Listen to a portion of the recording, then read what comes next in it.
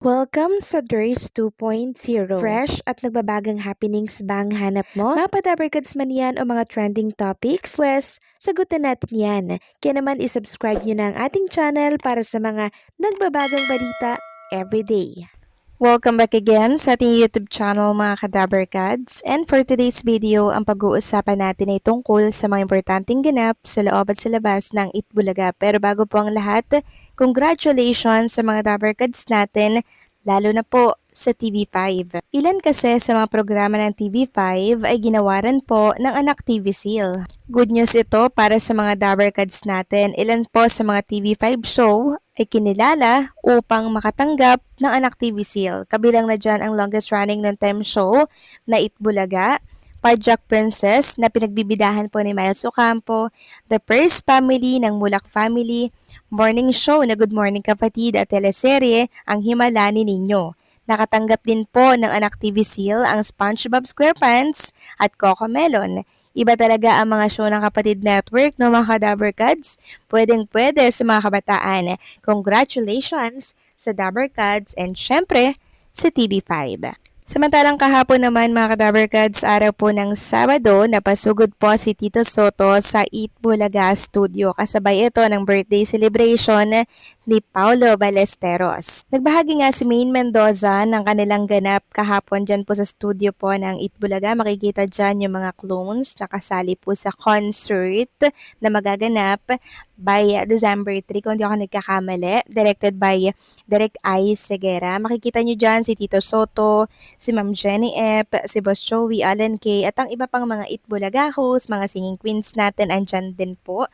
Habang masaya silang kumakain, tapos nag-uusap-usap ng mga magiging plano po para mas lalo nga namang maging matagumpay ang first ever concert ng mga clones natin. And also, thank you sa nagpakain kay Dabarkads Paulo Ballesteros na talaga namang may paletsyon pa dyan mga Kadabarkads. So ngayon pa lang naamoy na po natin yung success ng first ever concert ng mga clones natin directed by I. Segera kasi talagang alam nyo nagbe-brainstorming sila para mas lalo pong mapaganda yung concert na yon, and for sure masusundan pa na ito ng mas maraming concert, hindi lang isa, hindi lang dalawa. Kaya supportahan natin sila mga Kadabarkads. Ngayon pa nga lang sold out na yung ticket.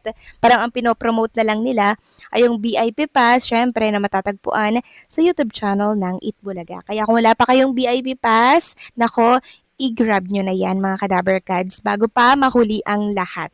And speaking of concert mga Kadabarkads, dinumog po ang Timeless Legend concert ng mga clones natin. Grabe ang saya nito mga Kadabarkads at ang dami po talagang umattend.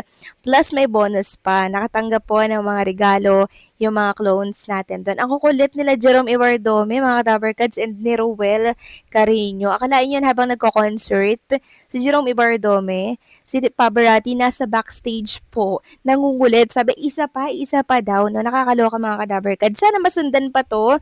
And syempre, grabe lang po yung nagawa po ng TBJ Production sa mga clones natin dahil mas malaking opportunity yung nagbukas sa kanila para mas lalo silang maging sikat at makilala dito po sa industriya. Nakaka-proud maging Dabarkads, diba? Ayun nga po sa isa sa mga clones, thank you po sa mga nagbigay ulit ng gifts. Grabe po, sobrang nakakataba ng puso yung pagmamahal at suporta nyo po sa aming mga clones. Huwag po kayong magsasawa na suportahan po kaming lahat. Palagi, I love you all. Samantalang usapang Angelia na naman tayo mga Kadabarkads. Meron kasi tayong nabasa tungkol sa kanya. And syempre, dito po sa Itbulaga, ang dami pong nagtatanong na bakit daw nananahimik ang Dabarkads, ang Tito Vic and Joey, at bakit wala pa raw silang nababalitaan po na ikakaso kay Anjo Eliana sa kabila ng sinabi ni Mr. Ryan Agoncillo na management is gumagawa na ng action, necessary step para sa mga ginawa ni Anjo Eliana, but still tahimik pa rin daw, wala silang nababalitaan. Ano daw ba talaga yung ikakaso kay Mr. Anjo Eliana. So yan po yung mga katanungan po nila. Well, nalaman naman natin, alam naman natin yung ikakasa sa kanya, di ba? Pero ang tanong, kumikilos na ba ang TBJ? Kailan sila kikilos? Bakit daw wala silang nababalitaan? So meron tayong nabasa mga Kadaver Cards. Ito, marami ang nagtatanong bakit daw wala pa silang nababalitaan na kinasuhan na talaga si Anjo Eliana ng mga Dabber Cards. Bakit daw nananahimik ang TBJ at hindi pinapatulan si Anjo sa kabila ng ingay nito sa social media? May pinagsamahan pa din kasi ang TBJ at si Anjo. Kahit papaano, alam din siguro ng TBJ na hirap ngayon si Anjo, kaya kahit kasuhan ito, wala namang ibabayad din yan at lalo lang maninira. Kaya hindi na nila pinapansin. Isa pa, kung inyong natatandaan, sinabi ni Ryan Agoncillo sa interview na gumagawa na ng necessary step ang management. Yun na lang antayin natin siguro. Pagkatapos ng Pasko at bagong taon, magkakasuhan. Papalampasin lang nila ang Kapaskuhan katulad ng ginawa nila dati. Hindi muna nila inanunsyo yung good news nung sa Tape Inc. na case. January na nila inanunsyo. Kahit nung December first week, lumabas na yung resulta dun sa kinaso nila. Ngayon, ganyan din siguro gagawin ng TBJ after New Year, magkakagulatan na lang.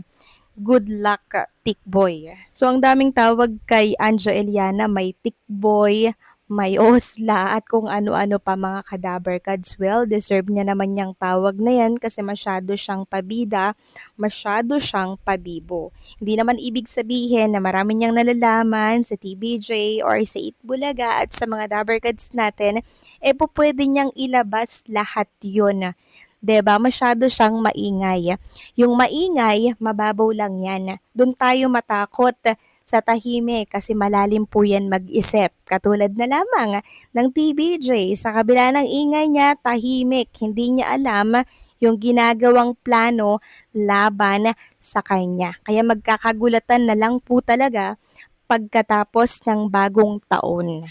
Dahil lahat ng ginagawa niya mga ka-Dabber Cards, alam natin na may kabayaran po yan. TBJ ba naman at mga Dabber Cards yung binangga niya. Mabuti nga kahit ganyan yung mga ginawa niya at pinagsasabi niya, hindi siya agad-agad kinakasuhan ng mga Dabber Cards natin. Kahit papaano may konti pang natitirang awa kasi may pinagsamahan nga naman sila ng TBJ at ng mga Dabber Cards natin. Pero pagkatapos po ng bagong taon mga ka-Dabber Cards, dyan at po magkakagulatan. Yan ay ayon na rin sa isang Dabber Cards natin na legit talaga at nakasubaybay sa mga Dabber Cards. Alam na po kasi nila yung galawan ng Tito Vic and Joey. Di po ba? Alam po nila yan na a-action yan sa oras na matapos na po yung bagong taon. So pinapalagpas lang siguro nila yung mga, alam niyo, yung mga importanteng holiday, mga ka-Dabber Cards. Kaya, ayan, magkagulatan na lang tayo, magkagulatan dito. Deserve naman din ni Angeliana na makasuhan kasi binaboy niya po ang mga Dabber Cards. Kaya walang sisihan, walang magsasorry, kasi damage has done. So, anong say niyo dito, mga ka-Dabber Cards? Please comment down below and don't forget to like, share, comment, and subscribe.